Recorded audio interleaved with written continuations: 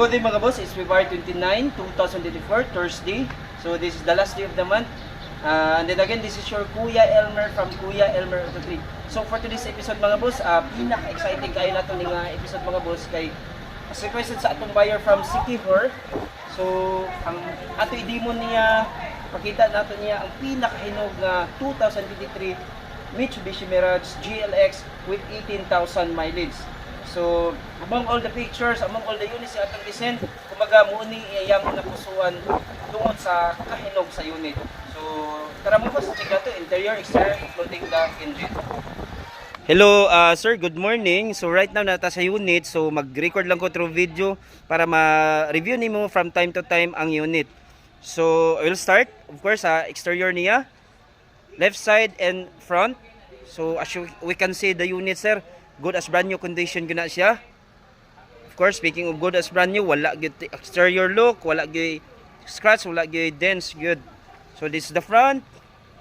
As we can see sa right and left nga headlight niya, bumper, the fog, actually buitira ni butang fog lamp. So since this is the GLX, so ang logo niya, bumper. So ang hood. So, proceed ta, left side. Of course, 100% bago ang ato ang ligid with the stock nga mags niya. Left side. So, the door lock sa left side, door lock sa likod.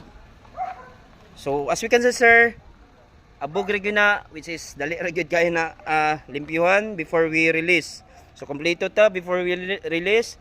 Interior exterior detailing including the engine. So sir, ako lang i-focus. Absolutely, unit na to is brand new ra gyud. Tail light, of course. So we can see bag-o ra gyud kaayo. So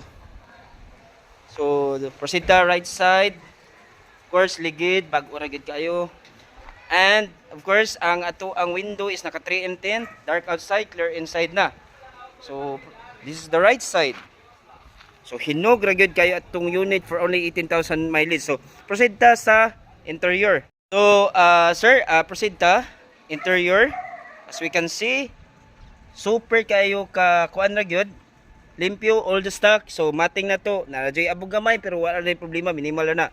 So these are the buttons sa window, power window, power mirror button, and then the dashboard. Limpyo ra gid kaayo, steering wheel. So naka touchscreen monitor na ta, shifter.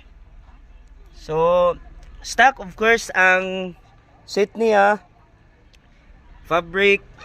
So ceiling, as we can see, naka plastic pa na siya. Ceiling na to, limpyo ra gid kaayo. So proceed ta diri sa likod. So abog lang yung gamay, why problema? Like I said before we release, kompleto ta interior, exterior, and engine detailing na siya. So di na ito muli kaya na medyo abog lang gamay. So back seat, of course, direta sa baggage. So baggage, spacious ra kayo. Then we'll check the spare tire tools. So nara, kompleto ra. Spare tire tools, jack wrench.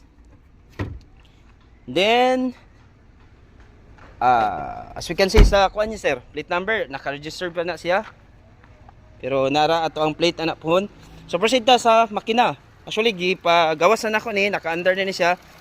So atong paminawon, sir, nakita na to, nag-under siya pero grabe kahilo maragid kayo ang yang engine. Of course 18,000 mileage, goes as brand new. So okay.